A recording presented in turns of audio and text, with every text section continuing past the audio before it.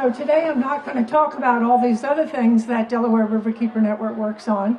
I'm going to talk about one that you might not have heard about that much, and that's the toxic compound PFAS.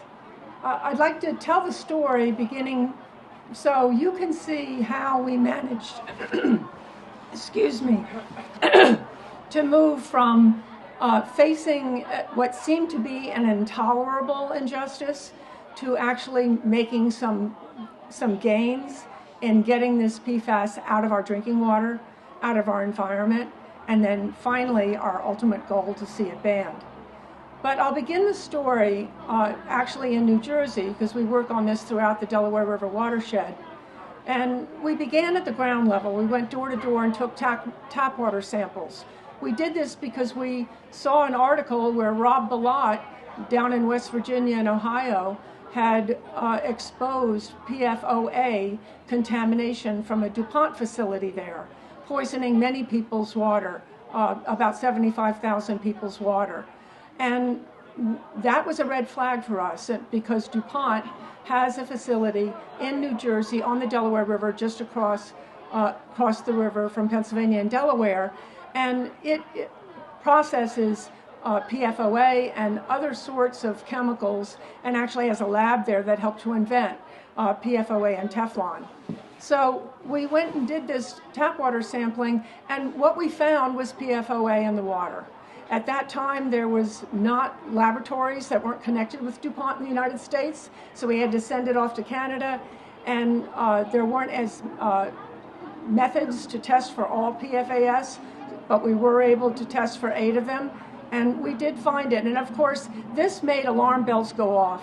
And the first thing we did was go to the community, because we had gone door to door, met people, and pull the community into this information. We were criticized for that. We were criticized by agencies because we were alarmist. We were bringing up issues that did not have answers to them. But this was our job, and we felt it was absolutely essential that you engage the community from the beginning and expose what they keep hidden.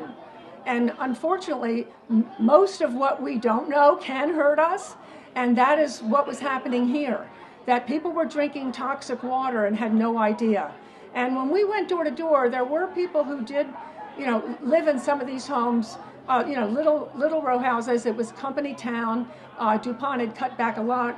There were a lot of workers that from outside the area that lived in this town now, and they were drinking bottled water because they could smell the air, and they figured, how could the water be good if the air smells?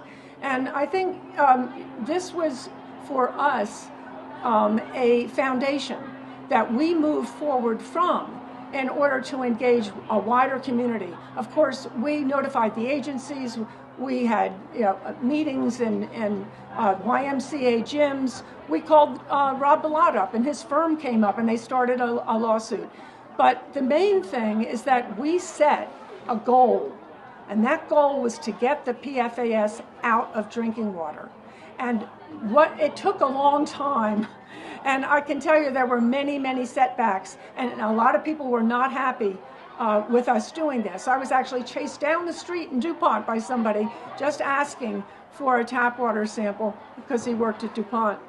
But the result really, over many years, because we engaged the community from the very beginning, pulled in other organizations, looked for resources and professionals like attorneys and toxicologists, pulled those people in steps, step by step, over many years, did we manage to get to where we are today. Now, we began in 2005, and there's plenty, of frustrations along the way there. And I can tell you that today we're on the cusp of actually, we might see the Biden administration do something real on PFAS.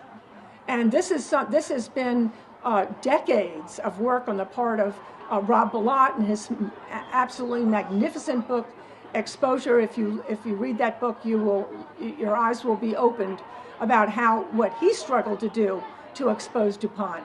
But the main thing I think that I'd like to share here is that there's no silver bullet. There just is not one.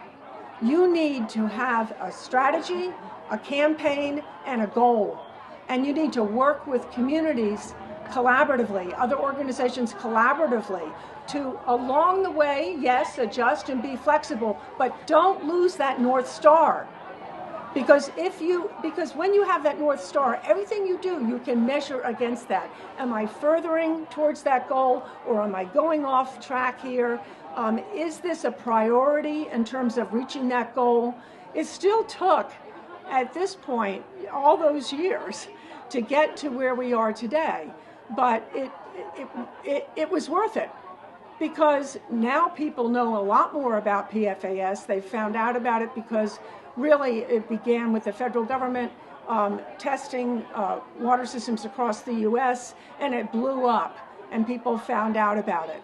And as a result of that knowledge, you have to have answers, and the answers are available. You can remove this stuff from drinking water successfully. It's not rocket science. It's affordable. And then you can actually stop the source of pollution. You can clean up these sites. Yes, it's an uphill battle, but it can happen.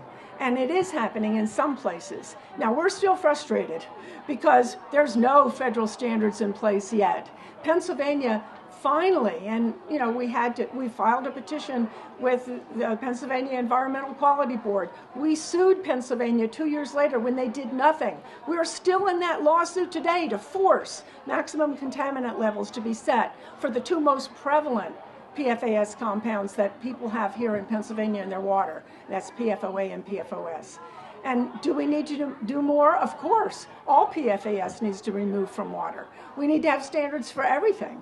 And there's a lot of debate about how to do that. We need to clean up the environment. We need to find an alternative to these toxic chemicals that are being used to make products that we don't need. And there are cosmetics that contain them. There are fast food containers that contain them. You don't even know all the places that PFAS is, and then you're consuming them and adding that to the body burden you have from your background, and then drinking water on top of it if you have it in your drinking water. And very few people don't have it. Is in terms of in our blood, 97% of all Americans have PFAS in our blood at about a level of about 3. If you are drinking it, the levels go up. Every single increment of increase of this toxic compound in your blood increases the likelihood and the risk that you will develop a disease that is connected to PFAS compounds. And that includes cancers, it includes metabolic disease, and our most vulnerable infants, the fetus, and those who are immune compromised, our most vulnerable populations are at risk more than anybody else, particularly the fetus and infant, because they can suffer developmental impacts. You're marked for life. It doesn't go away if you are damaged as a fetus or as an infant.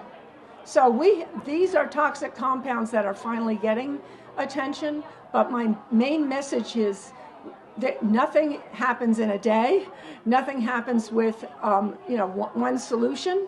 And you've got to set your goal and not sway from it, and involve completely your colleagues, your partner organizations, and the community, because the frontline community is the one drinking the water.